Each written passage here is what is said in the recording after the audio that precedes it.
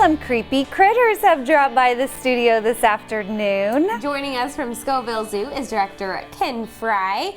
All right, Ken, who have you brought here today? Yeah, I brought some hissing cockroaches with me today, and I think they're really cool little bugs, actually, and they're actually good for the environment. In Madagascar, they're living on the forest floor, and they're breaking down decaying vegetation, making soil, and that's all good for the environment. And so we actually have cockroaches in Illinois, wood cockroaches in Illinois that help break down vegetation as well. So they're good, they do good work here. They also have the bad ones that you see run around your kitchen that you're free to step on. But these are good ones. These are good cockroaches. You can see they're kind of black and have some brownish tones to them as well. This one's starting to walk in circles. Yes. I think one of the cool things is you can tell a male between a female. There's a male right here on top. See, it has these little horn protrusions right on top, where the one right in the middle of my palm has kind of flat there. So the male has the horns, the female is more flat on top there, so that you actually tell male and female apart in the hissing cockroach realm. Wow. Isn't that cool? That is cool. Something else cool is I didn't know they shed their skin. Yeah, they do. As they grow, they have an ectoskeleton that's one size fits all, and so if they need to get bigger, they need to get rid of that so they can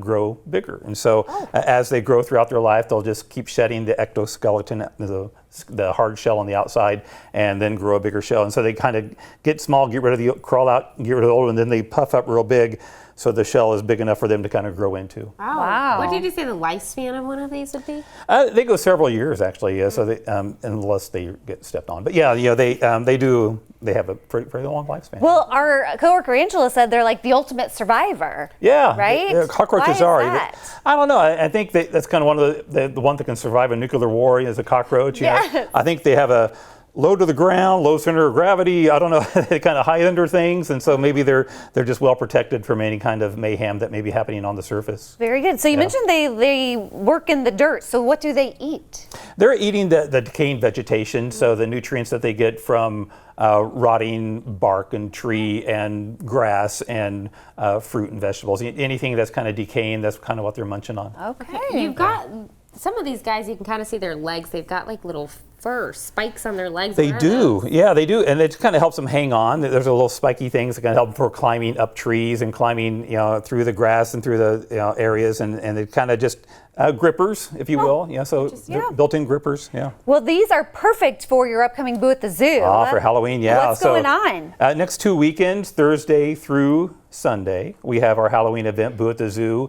On Thursday and Fridays, it's 5:30 to 8. On Saturday and Sundays, it's 3 to 8 o'clock. And it's admission into the zoo for collecting treats and an admission for not collecting treats. And it's kind of the last hurrah for our season. We'll probably have 10 to 12,000 people come through in the next couple of weekends. And it's a lot of fun to do. A lot of decorations are out. Hundreds of carved pumpkins are out right now around the zoo. And it's just with the lights on in the evening, it's kind of fun to take the kids around and look. And it's a non-eerie, scary thing. There's no, and I picked up the one that just dropped. We're good. But it's a fun event. Actually, this Saturday, we're having a sensory hour as well for kids that may not like the loud sounds and the train and the carousel music. We're going to have a quiet hour for trick-or-treating around the zoo. So from 2 to 3 o'clock this Saturday, we have a sensory hour. And if you want to sign up for that, just call the zoo and we can get you into that. Okay, and if parents want a quiet hour, you've got Parents Night Out. We have a Parents Afternoon Out on November 20th from 1 to 4 o'clock in the afternoon. We'll have craft time and movie and snacks and of course animal encounters. You got to have animals if you're at the zoo. And then they'll pick them up. So 3 hours for the kids to be in. If it's a nice enough day, we'll walk out in the zoo. If it's not, we'll stay in and bring animals in there to them to check out. And so it'll be a fun time for them. All right, we're out of time to talk about the PJ Party with Santa. So how about It's you come coming. up next time and we'll December visit 9th, about that. In the meantime, if you want to learn about Boo at the Zoo or that Parents Afternoon Out, connect with them on Facebook and or go to their website, and we'll have all of that at ciliving.tv. Ken, thank you. Thank you.